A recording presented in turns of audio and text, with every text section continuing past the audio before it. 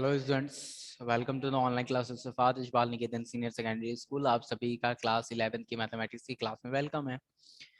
जैसा कि last class में हम लोग सीक्वेंस एंड सीरीज के बारे में पढ़ रहे थे और सीक्वेंस एंड सीरीज में मैंने आपको कुछ बेसिक चीजें बताई कि सीक्वेंस किसे बोलते हैं, सीरीज किसे बोलते हैं और कब किसी सीक्वेंस को प्रोग्रेशन बोलते हैं और कब नहीं बोलते। ठीक है, पिछला वाला टॉपिक इसी बारे में था। तो हम लोग ने सीक्वेंस सीरीज किसे बोलते हैं देखा और सीक्वेंस सीरीज को बनाना सीखा। ठीक है ना, ये बेसिक चीजें सीख ली। आज हम लोग सीक्वेंस, ऐसे सीक्वेंस जिन्हें प्रोग्रेशन बोलते हैं,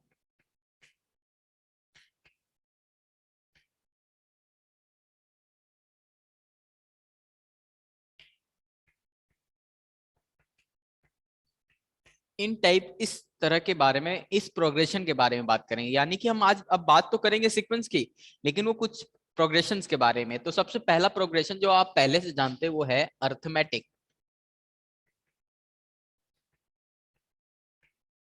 अर्थमेटिक प्रोग्रेशन,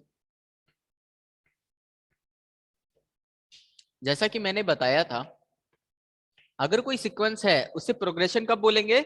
जब उसमें कोई पैटर्न हो। ठीक है ना, ये चीज। तो अर्थमेटिक प्रोग्रेशन हर वो प्रोग्रेशन है जिसका pattern a plus n minus one D type का हो। समझ गए? ये d कुछ भी हो सकता है, a कुछ भी हो सकता है, स्टार्टिंग पॉइंट कुछ भी हो सकती है, कॉमन डिफरेंस कुछ भी हो सकता है। इसमें इस a को बोलते हैं फर्स्ट एलिमेंट एंड d को बोलते हैं कॉमन डिफरेंस। ठीक है, इस d को बोलते हैं, इस d को बोलते हैं कॉमन डिफरेंस। ठीक है, तो ये दोनों चीज ध्यान रखना छोटी सी। अगर आपको 10th वाली एपी अच्छे से आती है तो ये चैप्टर आपको एक बार में आ जाएगा, और अगर 10th वाले नहीं आती तो 2 बार में आएगा, और 2 बार से ज्यादा इस टॉपिक को लगाने का कोई नीड नहीं है, मोर देन इनफ है। ठीक है ना, बट शर्त है कि जब 2 बार लगाओ आप अपने से लगाओ, और इसको बोलते हैं फर्स्ट एलिमेंट। ठीक है, इसको बोलते हैं फर्स्ट एलिमेंट। ओके, ये दो चीजें हैं। तो इसमें ज्यादा कुछ नहीं बताऊंगा, आप पहले से कई सारे एपी को जानते हो, तो डायरेक्टली मैं एग्जांपल को ही टच करा रहा हूं। ठीक है ना, तो जो एक मतलब बस इसमें ब्रीफ में रिकैप देख लो क्या क्या आप 10th में पढ़े थे। 10th के सवाल नहीं बता रहा हूं, लेकिन 10th में आप पहली चीज अर्थमेटिक प्रोग्रेशन में ये फॉर्मूला पढ़ा। अर्थमेटिक प्रोग्रेशन क्या सीक्वेंस होता है कोई? क्या अर्थमेटिक प्रोग्रेशन सीक्वेंस होता है? हाँ, सीक्वेंस होता है। ऐसा सीक्वेंस जिसमें एक पैटर्न होता है, वो ये रहा पैटर्न। ठीक है, लेकिन ऐसे सीक्वेंस जिसमें कोई पैटर्न ना हो उसको क्या बोलेंगे? सिर्फ और सिर्फ सीक्वेंस बोलेंगे, वरना प्रोग्रेशन। इसीलिए इस सीक्वेंस को प्रोग्रेशन का नाम दे दिया गया। ठीक है, अब देखो, इसको अर्थमेटिक सीक्वेंस भी बोल सकते हैं मतलब। और उसके अलावा आप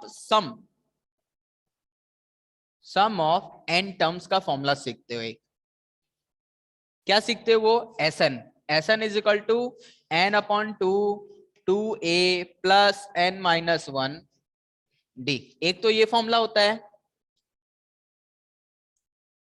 एन हमारा नंबर ऑफ टर्म्स है, कितने नंबर ऑफ टर्म्स को ऐड करना चाहते हो?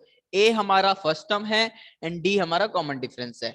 लेकिन इसके अलावा एक और फॉर्मूला होता है, लेकिन ये वाला फॉर्मूला कब लगाएंगे? देखो, एन टर्म्स का फॉर्मूला, यानी कि जैसे कि आपको एक सीक्वेंस दे दिया, इनफाइनाइट सीक्वेंस, लेकिन मैं कहा कि शुरू के 10 एलिमेंट्स का सम बताओ, या शुरू के 15 एलिमेंट का सम बताओ, तब तो ये वाला लगा दो।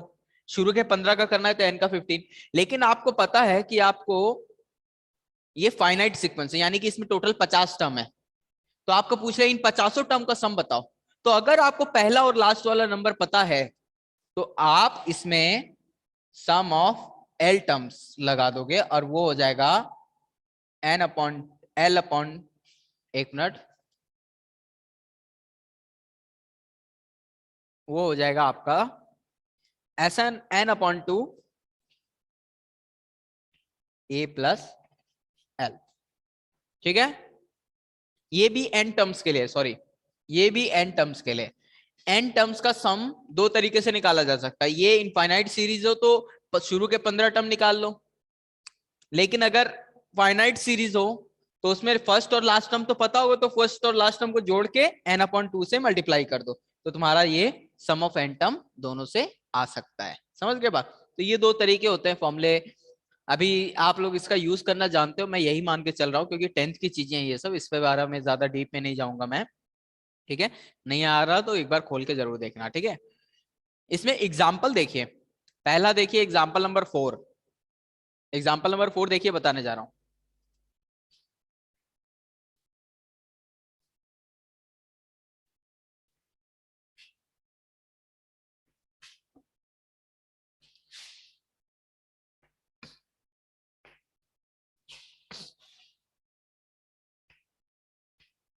एग्जाम्पल नंबर 4 क्या है? क्या है example number 4? The AP of the mth term is n and nth टर्म इज m। देखो क्या बोला है, the AP, in the AP the mth term, यानी कि mth टर्म क्या है, n, और nth टर्म क्या है, m। ठीक है, and where m is not equal to n, तो क्या बोला है, फाइंड द pth टर्म। इसका pth टर्म बताओ एपी क्या होगा, यही पूछा है ना। अब देखो pth टर्म क्या होगा, pth टर्म क्या होगा, a plus p minus 1 d, यही होगा। किसी को कोई प्रॉब्लम यहां तक?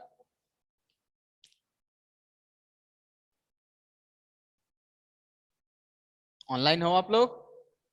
No, sir. Yes, sir.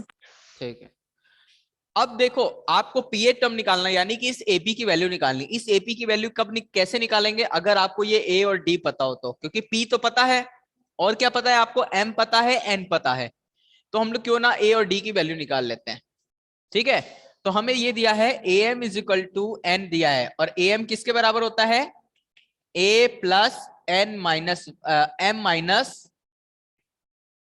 1 D, और ए एन किसके बराबर हो जाएगा, एम के, जो कि किसके बराबर होगा, ए प्लस एन माइनस 1 डी। देखो ये दो इक्वेशन दिख रहे हैं ना, जब आपके पास दो इक्वेशन हो तो दोनों की मदद से आप ए दो अननोन को पता नहीं कर सकते, कर सकते हैं। इन दोनों को क्या कर दो, ऐड कर, सब्ट्रैक्ट कर दो, तो क्या होगा, N minus M is equal to A में से ए कैंसिल हो जाएगा, और एम माइनस 1 डी में से क्या माइनस होगा, एन माइनस 1 डी। हो गया, इसको सॉल्व करो, इस पूरे को सॉल्व करोगे तो आपका डी की वैल्यू डायरेक्ट लिख रहा हूं आप, है ना, बुक में दिया है आपके। जब आप इसको सॉल्व करोगे तो डी की वैल्यू आपकी आएगी, डी इज इक्वल टू -1। -1. ठीक है, ये हो गया डी की वैल्यू। अब डी की वैल्यू आ गई ना, इस डी की वैल्यू को उठा के चाहे इसमें रख दो चाहे इसमें रख दो, इन दोनों में से किसी एक में आपका ए की वैल्यू आ जाएगी। तो मैं देखो किस में रख रहा हूं, देख रहा, जब मैं डी की वैल्यू इसमें रखूंगा तो क्या हो जाएगा, n is equal to A plus m minus 1 into -1। अब इसको सॉल्व करो, n is equal to a minus m plus 1, ये हो जाएगा। अब इस एक, इन दोनों को इधर भेज दो, क्या हो जाएगा, N M plus N minus 1 is equal to A. आ गई ना ए की वैल्यू, ए की वैल्यू आ गई आपके पास, डी की वैल्यू आ गई, ये दोनों वैल्यू उठा के इसमें रख दो, हो गया सॉल्व।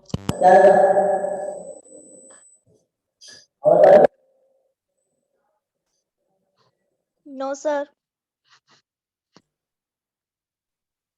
आवाज आ रही है क्या बच्चों?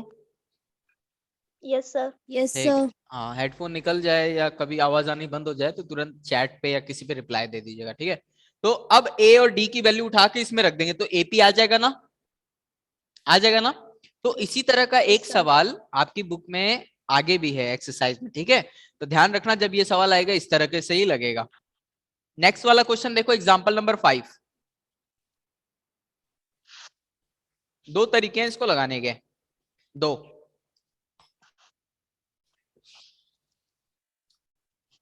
सब लोग अपनी अपनी बुक में एग्जाम्पल नंबर 5 का सोल्यूशन देखिए और 5 देखिए।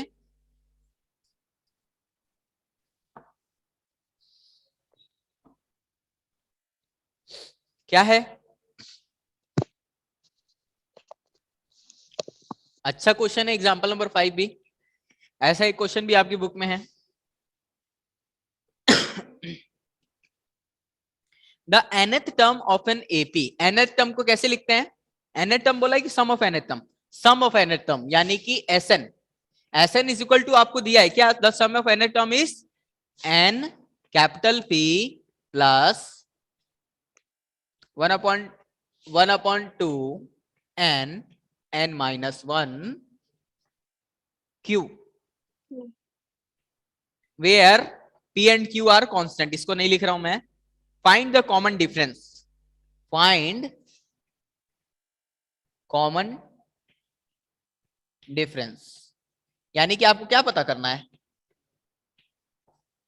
D की वैल्यू, D की वैल्यू। एक बात बताओ, जैसे एक सीक्वेंस लिख रहा हूं मैं 1 3 5 7 9 11, सीक्वेंस है ना? ये सीक्वेंस है। Yes sir. अब इसमें शुरू के 3 टर्म का सम ले लो, S3 क्या आएगा?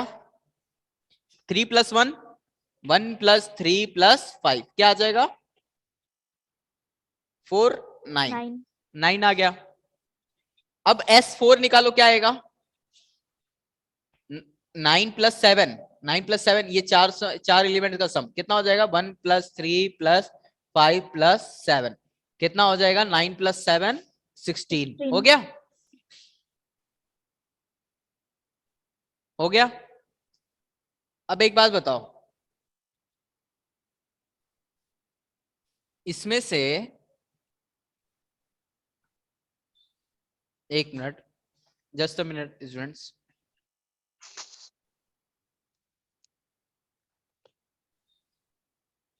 अगर हम इसको माइनस कर दें 16 माइनस वो आ जाएगा, ए आ जाएगा। ए को पता करने के बाद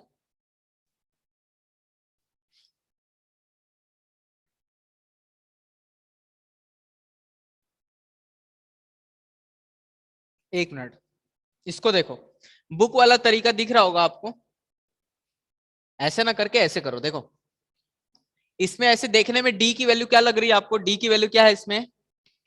2 है ना? अब देखो इसमें S2 निकालो, S2, S2 क्या होगा? 3 + 1 कितना हो जाएगा?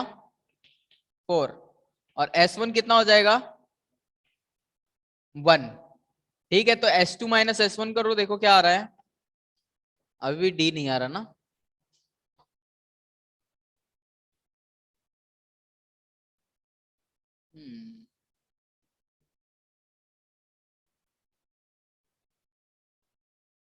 रुको, बुक वाला तो सोल्यूशन आप लोगों को दिख ही रहा होगा। ठीक है, बुक वाला ही पहले एक्सप्लेन कर रहा हूं, फिर दूसरा अपना तरीका बताता हूं। ठीक है, मैं एक और चीज सोचा था, वो चीज यहां पर काम नहीं कर रही। चलो देख लो, Sn = दिया हुआ है हमें, है ना? हमें कॉमन डिफरेंस निकालना है। तो देखो पहले क्या किया, S1 निकाला। S1 का मतलब क्या हो गया? A1 हो गया। सम ऑफ फर्स्ट टर्म हमारा A1 होता है अकेला, तो यानी कि n की वैल्यू कितनी रखनी है? 1। तो इसमें n की वैल्यू 1 रखोगे तो क्या आ जाएगा? P + 1 - 1 0, तो P आ जाएगा। तो पहला टर्म क्या आ गया? P। इसी तरह S2 निकालोगे तो क्या आ जाएगा? 2P + 1/2, यहां पर n की वैल्यू 2 रखो, 2 से 2 कैंसिल, 2 - 1 1, तो क्या हो जाएगा? Q। Q हो गया, ये हो गया ना? अब एक बात बताओ, S2 जो है वो हमारा A1 + A2 होता है कि नहीं होता? A1 की वैल्यू क्या है? P, तो इसमें से P अलग कर देते हैं, तो हमारा ये क्या बन जाएगा? P + Q, ये हो जाएगा। ऑन कंपैरिजन A1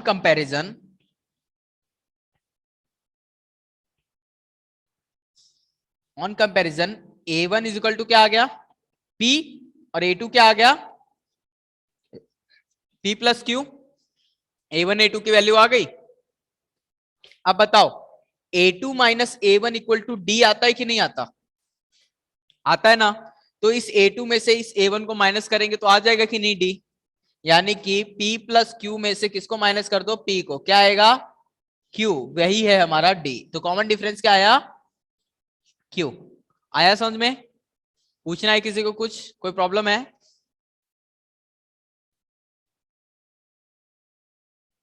जो लोग ऑनलाइन है उनको पूछना है इसमें कुछ नहीं? चलो, एक तो ये तरीका हो गया। दूसरा एक और तरीका सर बोल रहे हैं जो, उसको ट्राई करते हैं। देखो,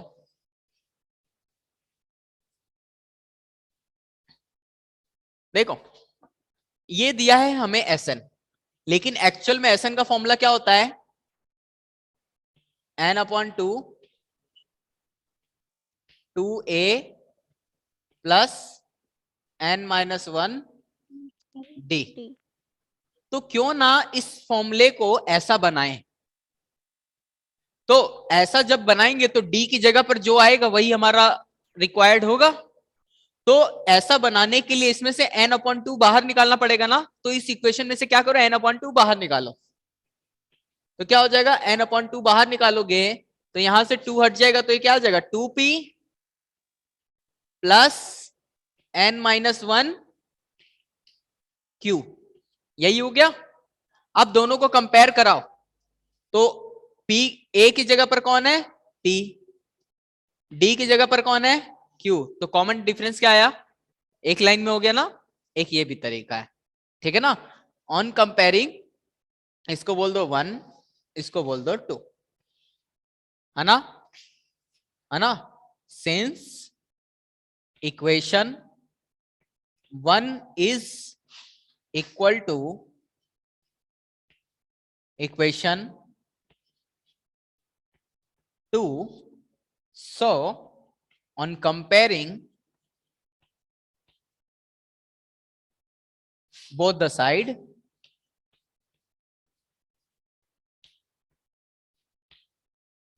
we have, क्या हमें क्या मिलेगा, पहला टर्म a की वैल्यू मिल जाएगी p एंड d की वैल्यू मिल जाएगी q। आया समझ में? ये भी एक आसान सा तरीका है इसको करने का। कुछ पूछना चाहते हैं इसमें बेटा आप लोग? No sir. ठीक है, कोई अगर लिख रहा है तो लिख लेगा, ज्यादा कुछ इसमें है नहीं, ठीक है। देखो नेक्स्ट देखो,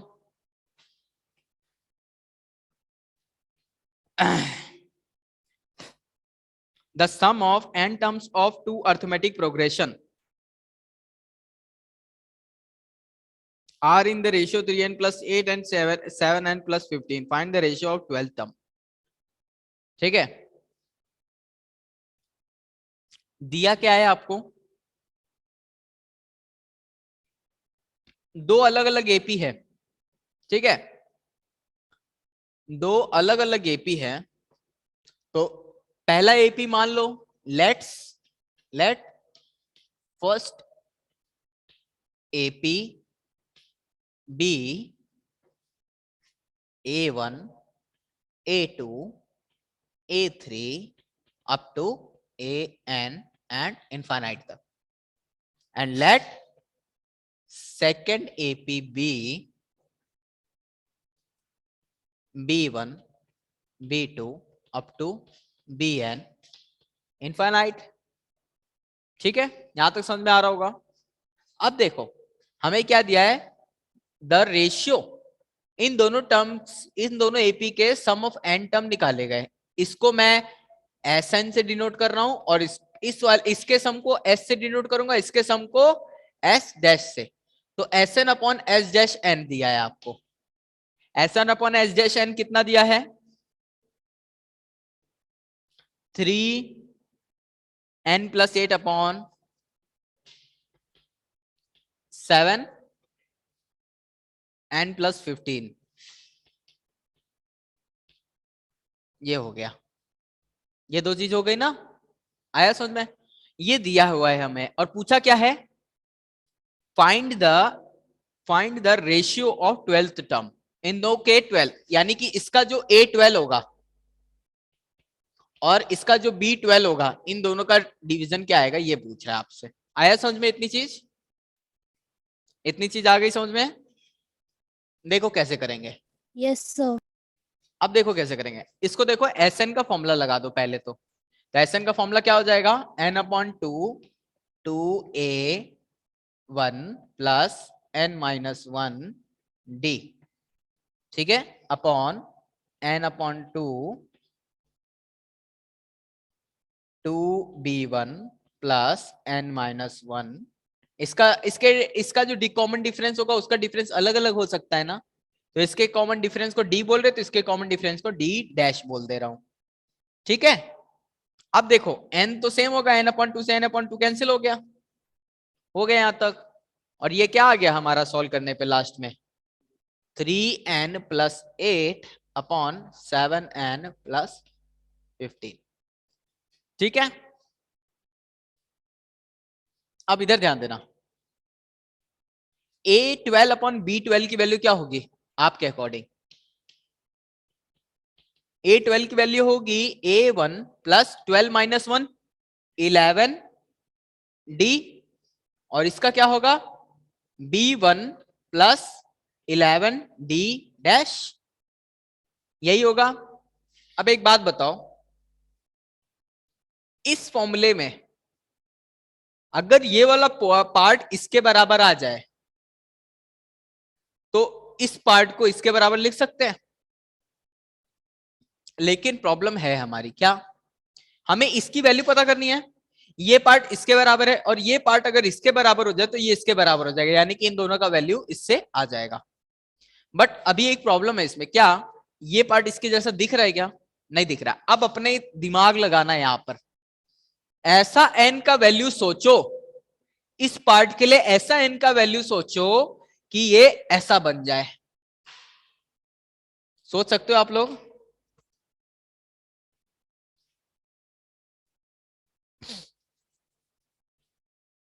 ऐसी n की वैल्यू सोचो यहां पर कि 2a1 plus that -1 d, and वहां पर भी यहां पर भी वही n रखोगे तो ये सॉल्व करने पर पूरा ऐसा बन जाए।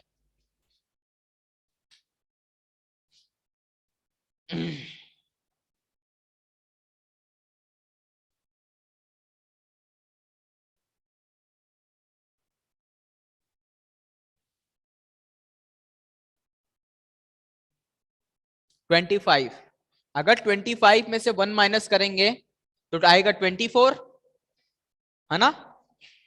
Put n is equal to 25 इधर, तो क्या हो जाएगा 2a1 plus 25 minus 1 24 d upon है 23 नहीं होगा,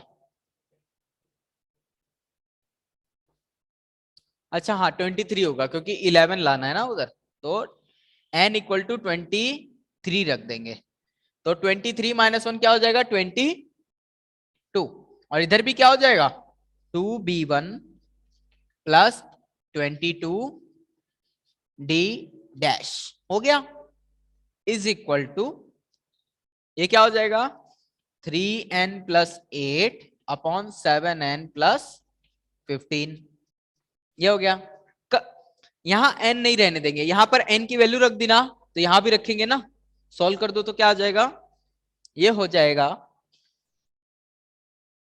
n की वैल्यू रख दो, n की वैल्यू क्या रखी 23 का थ्राइस कर दो और फिर 8 में ऐड कर दो, क्या हो जाएगा तुम्हारा हो जाएगा 69 प्लस 8 77, और इधर क्या हो जाएगा 23 को 7 से मल्टीप्लाई कर दो, 7 दूनी 14 7 दूनी 14 140 एंड 21 141 प्लस 15 आपका हो जाएगा ये 151 प्लस 166, क्या हो गया ये ऊपर क्या आया 77 और नीचे क्या आ गया 166, ये दोनों आया। अब देखो इसमें से 2 कॉमन ले लो दोनों से, तो ये क्या बन जाएगा, इसको सॉल्व करोगे, इसको इरेज कर रहा हूं मैं यहां पे या फिर यहां लिख दे रहा हूं ना, जगह है तो, इसको सॉल्व करोगे तो क्या बन जाएगा a1 plus 11d is upon 8b1 plus 11d dash is equal to 77 upon 166, इसको बोल दो इक्वेशन नंबर 2। और इसको बोल दो इक्वेशन। The voice clear नहीं आ रही।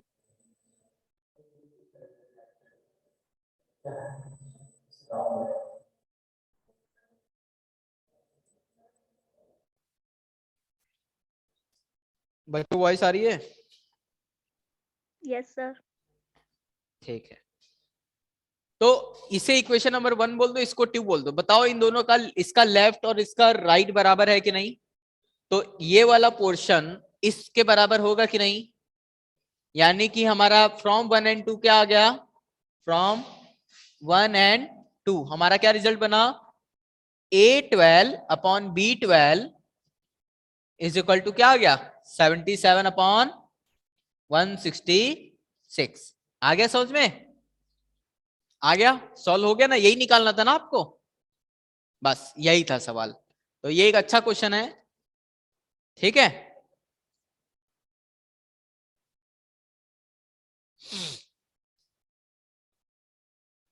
कोई कुछ पूछना चाहता है यहां तक? हम्म,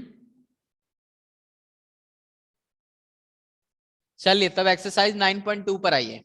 अरे हाँ, 9.2 पे।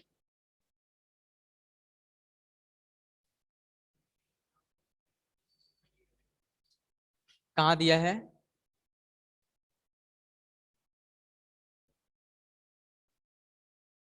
7/16।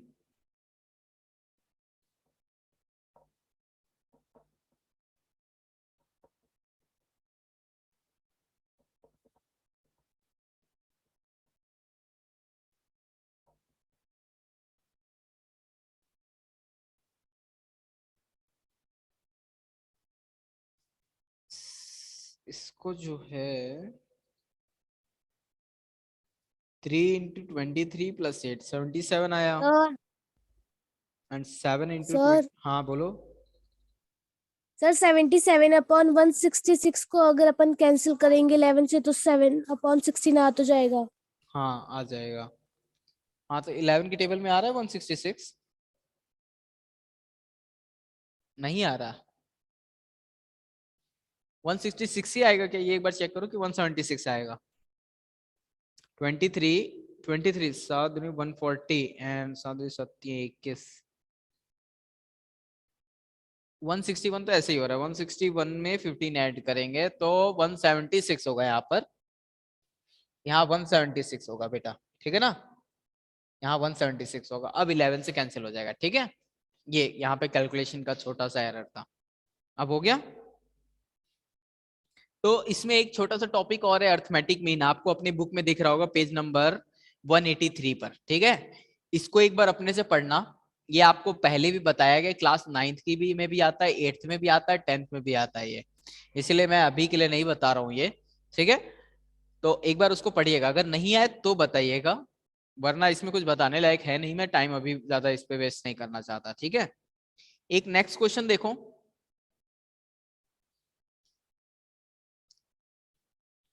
एक्सरसाइज 9.2 पर आओ, ठीक है। जब वो वाला टॉपिक देख लोगे तो एग्जाम्पल नंबर 8 देखना, ठीक है।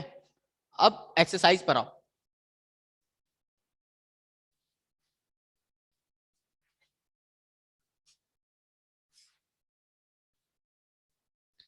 कोमल वॉइस आ रही है क्या?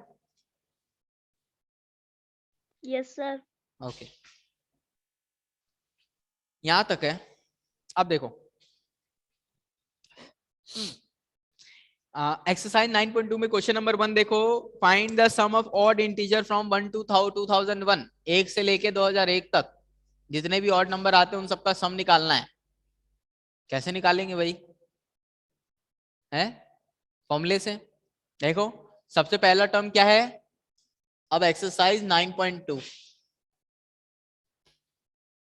एक्सरसाइज 9.2 में क्वेश्चन नंबर 1, हमारे 1 से लेके 2001 तक जितने भी ऑड नंबर आते हैं उन सबका सम निकालना है आपको, है ना। कैसे करेंगे? पहला टर्म क्या है? ए, ये रहा। लास्ट टर्म क्या होगा? यही होगा। ए और एल की वैल्यू पता चल गई, तो हम लोग सम ऑफ एन टर्म से निकाल सकते हैं, n/2 a + l। पर ये n तो पता होना चाहिए ना, ये n कैसे पता चलेगा, इस l की मदद से।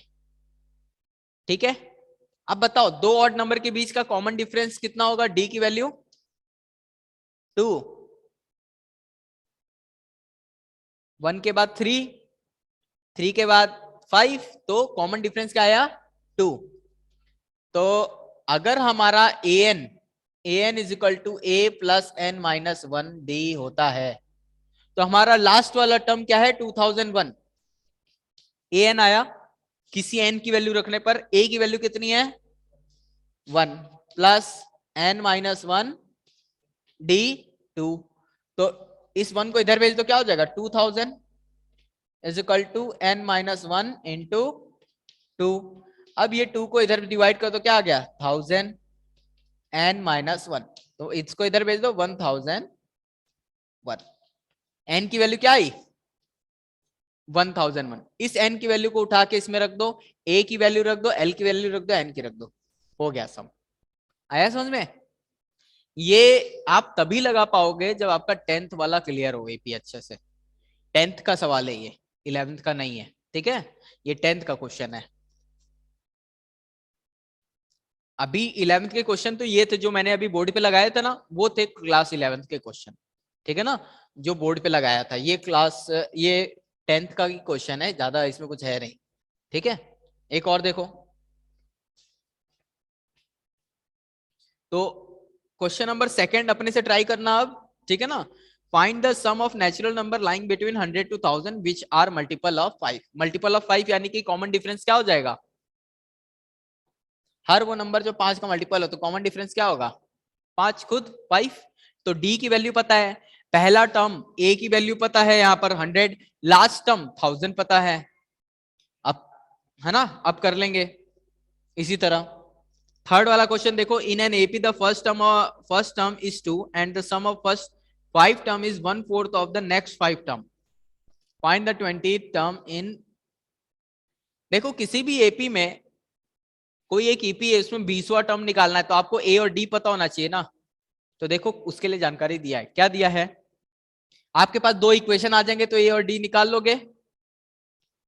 तो क्या करोगे, पहले क्या दिया है, the AP in the AP first term is 2।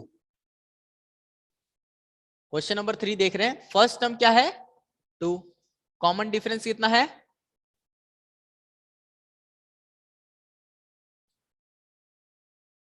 Common difference नहीं दिया, लेकिन आपको क्या बोला है, the sum of first 5 term,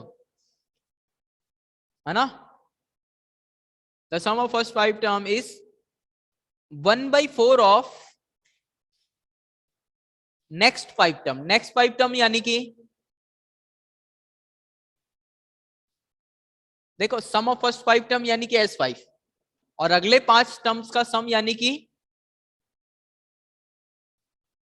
A6 plus A7 plus A8 plus A9 plus A10, ये दिया है आपको। तो इसको देखो S5 को क्या लिख सकते हैं हम लोग, ऐसे लिख सकते हैं, S5 को S5 रहने दो, और इसको 1/4 में इस पूरे को S10 माइनस S5 लिख दे तो कोई परेशानी, S10 माइनस S5 लिख दिया, कोई पूछना चाहता है कैसे लिखा, या अंडरस्टूड है सबको।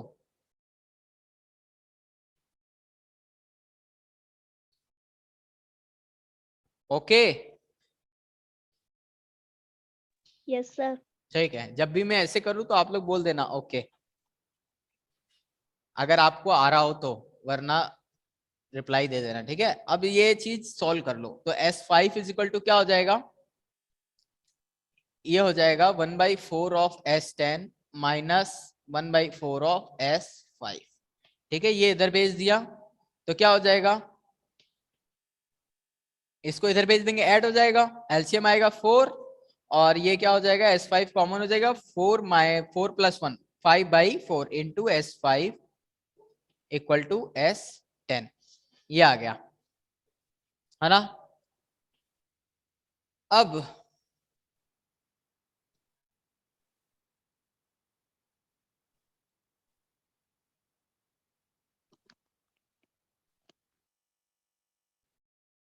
हमें क्या निकालना है, डी निकालना है। तो S5 और S10 का फॉर्मूला लगा दो। S5 का फॉर्मूला क्या हो जाएगा, 5/2 2a प्लस 5 - 1 4d। कोई परेशानी यहां तक?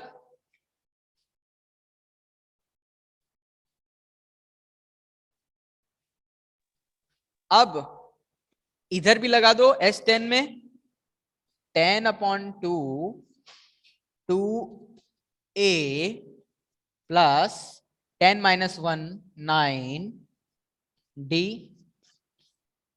हो गया? अब बताओ, यस सर। इन दोनों को सॉल्व करेंगे आप तो d की वैल्यू आ जाएगी कि नहीं आ जाएगी? आ जाएगी। Yes sir.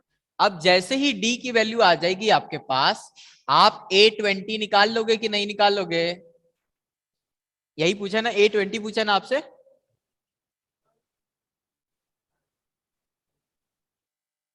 है यही बताना है कि A20 की वैल्यू 100 - 112 आएगी, ये बताना है आपको। यानी कि A20 का आंसर जो आप निकालोगे उसका आंसर क्या आएगा, -112। ठीक है, आया समझ में? अब आगे करके दिखाऊं? कर लेंगे ना? अब कुछ पूछना है किसी को? Yes sir. नो। नेक्स्ट देखिए,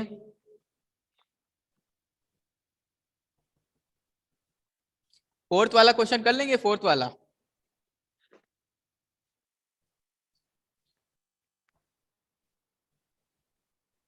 S S n equal S n की वैल्यू दे रखी है, आपको एन निकालना है कि कितने नंबर्स को ऐड करेंगे कि आपका आंसर -25 आ जाए।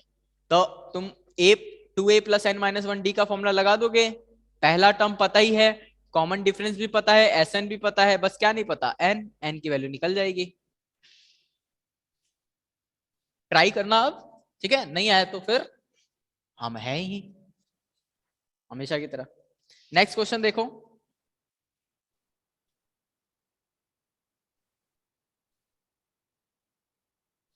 के टर्म पता करना है। ये क्या मजाक है? Find the sum of n term of an AP where k term is this. देखो, अच्छा क्वेश्चन है। फोर्थ फोर्थ है कि फिफ्थ है? फिफ्थ।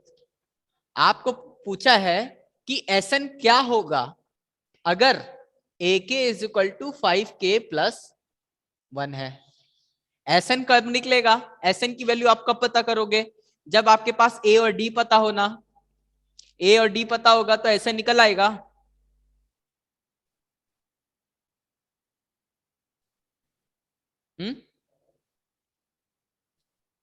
Question number 7, example 7। नहीं, ये वाला मैं सर बोल इस रहा हूँ। एक क्वेश्चन है। सॉरी, 7 ही लिख दिया मैंने। ठीक है, 7 ही कर लेते हैं, अब लिख दिया तो कोई बात नहीं। 7 ही कर लेते पहले। तो ध्यान देना, Sn निकालना है, AK पता है। इससे ये Sn कब पता चलेगा? जब हमें A और D पता हो। अगर A और D पता होगा तो आप Sn लिख दोगे ना अपने से। तो इसकी मदद से आप A और D निकालोगे। अब कैसे निकालोगे? जैसे कि एग्जाम्पल नंबर ये वाला था, एग्जाम्पल नंबर 5। एग्जाम्पल नंबर 5, उसमें आपने क्या किया, A और D की वैल्यू कैसे निकाली? Sn की मदद से निकाली ना, कंपेयर करके मैंने एक लाइन में दिखाई। तो उसी तरह इसको भी A के एक्चुअल में होता क्या है, A + n k - 1d। इस रिजल्ट को ऐसा बनाओगे आप, इस रिजल्ट को ऐसा बनाओगे, फिर कंपेयर करा दोगे तो A और D पता चल जाएगा। उस A और D को उठा के इसमें रख दोगे। समझ गए? फिर से देख लो, इसको बना के दिखा रहा हूं, देखो कैसे बनेगा।